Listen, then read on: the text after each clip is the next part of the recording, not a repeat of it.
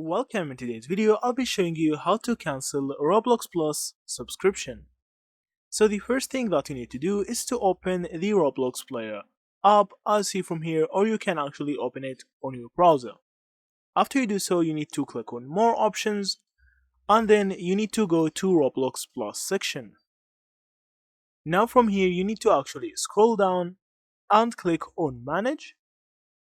So this is the Roblox Plus section for the subscription. If you have the free trial or if you even paid for this month's subscription and you want to cancel the next month renewal, you need to actually scroll down and click on manage.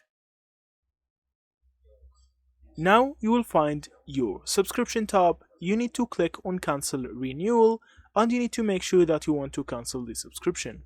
After that, hit on cancel and click on yes, cancel.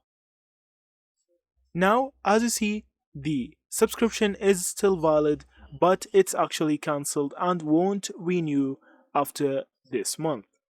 So that's it. Thank you for watching and see you in the next videos.